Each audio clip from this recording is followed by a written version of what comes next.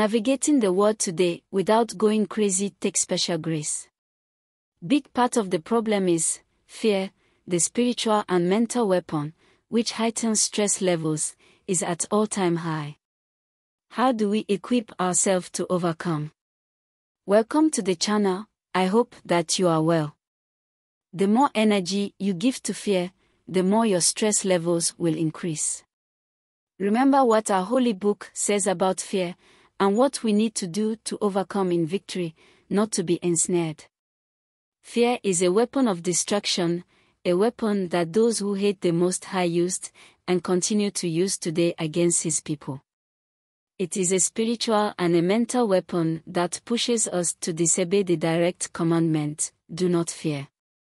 Deuteronomy chapter 20 verse 3, Joel 2 verse 21, 2 Kings 17 verse 35. Including chapter 17 verse 37, Tobit 4 verse 21 and Joshua 10 verse 25. What are we doing when we allow the spirit of fear to reign over us? We disregard the word, the Spirit of the Lord. Remember what the ancient Israelites, our forefathers, did when they erected the golden calf to worship. In case you don't know, their descendants are alive today, scattered to the four corners of the world. Most of the tribes are in Africa. Back to ancient Israel, was fear not involved in this act of disobedience when they erected and worshipped that calf? We should recognize it when fear, the spiritual and mental weapon, is being used against us. Not to say we don't all experience fear sometime. We all do. It's part of life.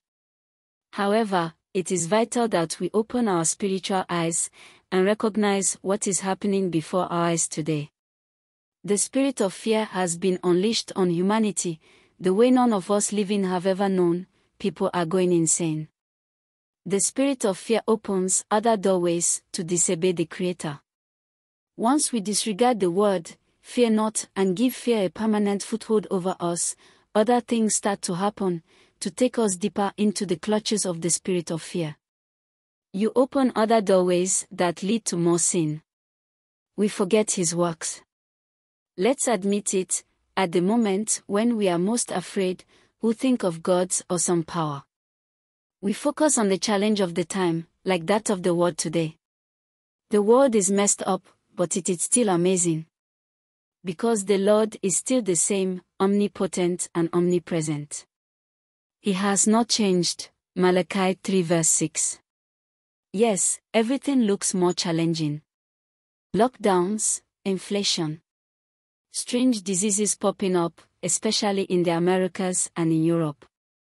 Financially, the economies of the world is in ruins, but mentally and spiritually, Europe and America seem to be worse off. Nothing to do but keep on going in His power, strength and praise. Those that know their Maker shall continue to praise the Most High. We will learn to overcome that spirit of fear. As fear is a weapon, so is praise. A weapon against those that hate the God of the Hebrews and His people. If you believe the Most High is alive and still on your side, praise the Highest, the Maker of heaven and earth. Here is an example of what happened to Jericho and the inhabitants when Israelites praised the Highest. According to Joshua 6 verse 30.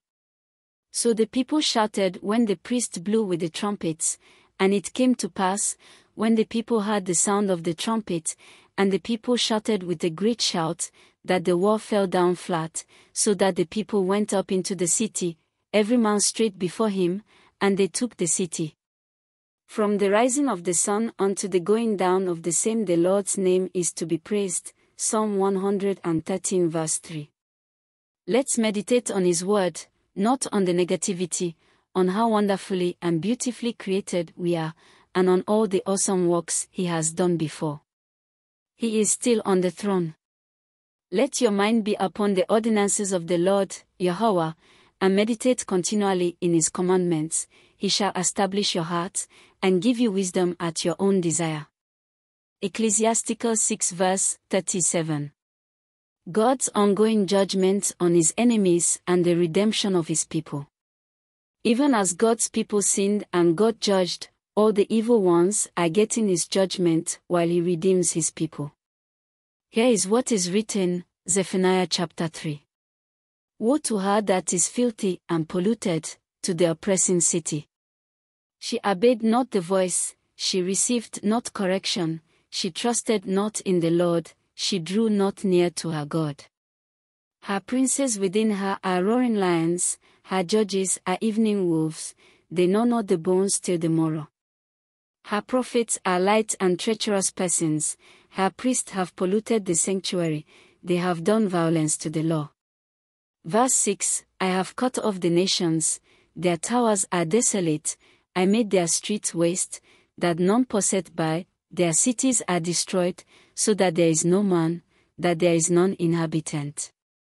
I said, surely thou wilt fear me, thou wilt receive instruction, so their dwelling should not be cut off, howsoever I punished them, but they rose early, and corrupted all their doings. Therefore wait ye upon me, said the Lord, until the day that I rise up to the prey, for my determination is to gather the nations, that I may assemble the kingdoms, to pour upon them mine indignation, even all my fierce anger, for all the earth shall be devoured with the fire of my jealousy. For then will I turn to the people a pure language, that they may all call upon the name of the Lord, to serve him with one consent. Verse 10, From beyond the rivers of Ethiopia my suppliants, even the daughter of my dispersed, shall bring mine offering. In that day shalt thou not be ashamed for all thy doings, wherein thou hast transgressed against me, for then I will take away out of the midst of thee them that rejoice in thy pride, and thou shalt no more be haughty because of my holy mountain. The remnant of Israel shall not do iniquity, nor speak lies, neither shall a deceitful tongue be found in their mouth, for they shall feed and lie down, and none shall make them afraid. Sing, O daughter of Zion, shout, O Israel, be glad and rejoice with all the heart, O daughter of Jerusalem. Behold, at that time I will undo all that afflict thee, and I will save her that halteth, and gather her that was driven out, and I will get them praise and fame in every land where they have been put to shame. At that time will I bring you again, even in the time that I gather you, for I will make you a name and a praise among all people of the earth, when I turn back your captivity before your eyes, said the Lord. From Zephaniah chapter 3. So whose side are you on today? At the end of the day, what matters is, whose side are you on? Light and darkness. Didn't the Most High also state in the Holy Book, if you are not for me, you are against me? Remember, he said, if you love me, keep my commandments. Are you? Let us hear the conclusion of the whole matter. Fear God, and keep his commandments, for this is the whole duty of man. Ecclesiastes 12, verse 13. The world we live in today is much more challenging. Before COVID, we thought things were hard, things are at another level now, looking like world rulers are waging a heightened war on their citizens. We have seen the decisions and policies implemented these 2 years. Looks like they are deliberately crashing the system. Not surprising. You heard their slogan. Build back better. Echoed by rulers in different nations. Oddly, they all agree on this build back better. How do you build back without destroying the existing system?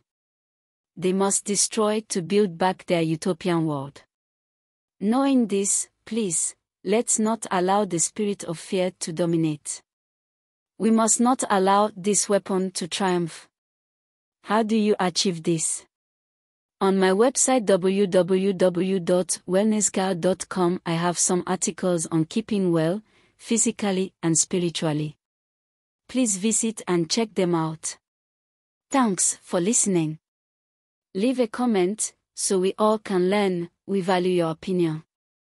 May the Most High keep and bless you. Till next time, be well and stay well. Please subscribe.